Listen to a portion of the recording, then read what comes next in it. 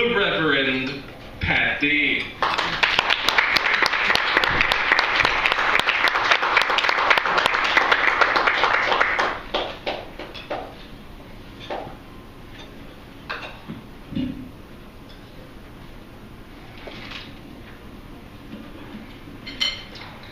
Well, I won't forget the time when I got a phone call from Santa Claus when I was 9 years old.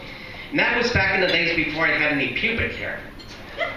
Well, I used to think that Christmas was all magical until I discovered that it was a load of shit. Part of the magic of Christmas was the experience of seeing snow. But when I was growing up in the Chicago area, there were a few years in which the temperatures were too warm to snow. So finally when I was 10 years old, and that was still before I had pubic hair, the weather forecast had changed and we were going to get several inches of snow on Christmas, and I was so happy. And if that's not all, I probably had full-blown autism at the time, undiagnosed, and then the weather forecast changed. And they said that instead of getting snow, it was going to warm up and rain on Christmas instead, causing me to throw a tantrum, because when something gets thrown out of kilter, a person with autism will throw a tantrum. Despite the glitch, I felt that Christmas was magical, as every year on Christmas we would go to visit my Aunt Char in Dalton, Illinois, as it gave me the illusion that it was an escape from all the bullshit that I was going through. That was a routine that I would go through every year, and whenever a routine gets interrupted, people with Asperger's don't handle it very well. And so my parents, in their infinite wisdom, decided to move to Florida in 1986. And I was driving a 1976 Ford Elite at the time, and the car broke down on Christmas Eve, and then I found out that the engine had seized up. And if that's not bad enough, the weather was too fucking hot out, and I threw a major non-stop tantrum, screaming and cussing at the top of my lungs for hours in front of the relatives, as my life was turned completely upside down.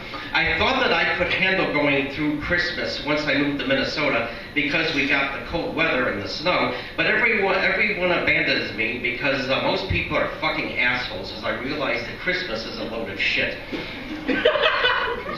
I always thought my Aunt Char was kind of loud and obnoxious and judgmental, but when my mother told her that I have Asperger's, she said that she didn't get it. And she told her that I always acted like a brat. And that's when I decided to hate her fucking guts. Well, 2 of her kids got arrested for drunk driving on 2 separate occasions, and one of them was so drunk he fucked up his back after smashing his car into a telephone pole, and he was spending Christmas 1985 in the hospital, and after all that, she has the audacity to get all self-righteous with me. And so for that, I was so happy when that fucking cunt croaked. Then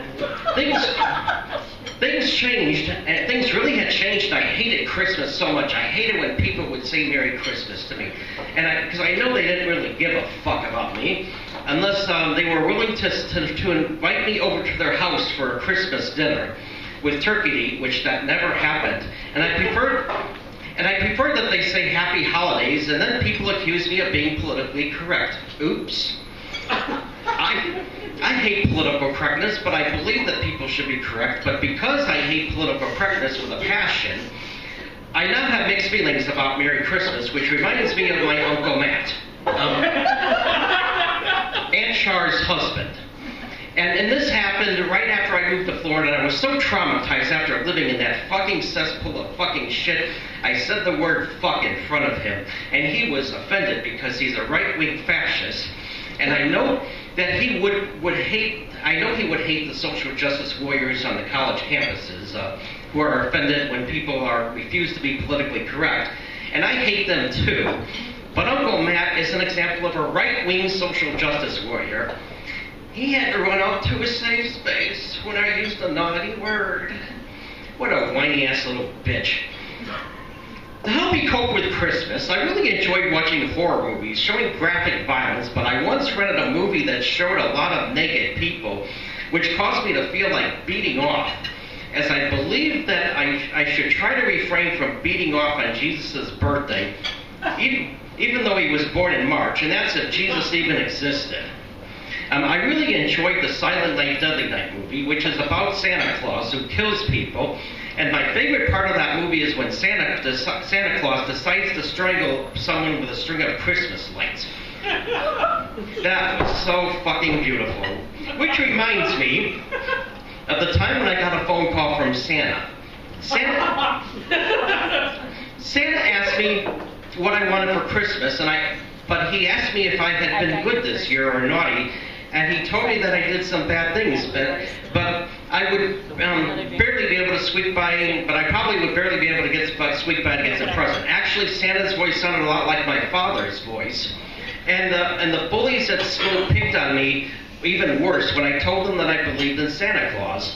But at least they made me realize that the existence of Santa Claus was all a bunch of fucking bullshit. So I give them credit where credit is due when I hated school along with the conformist pieces of human fucking garbage who picked on me at school.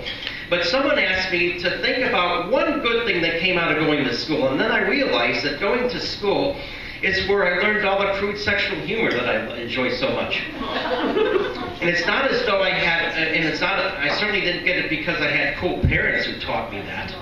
My parents told me to hide when Santa Claus would visit, and then I would hear, ho, ho, ho. But it sounded a lot like my mother's voice. When I turned 14, my mother just gave me a new watch once I realized that the existence of Santa Claus was bullshit.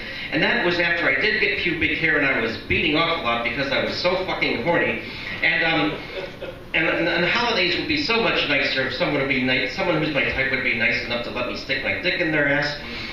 With that in mind, Merry Christmas and Happy Hanukkah too.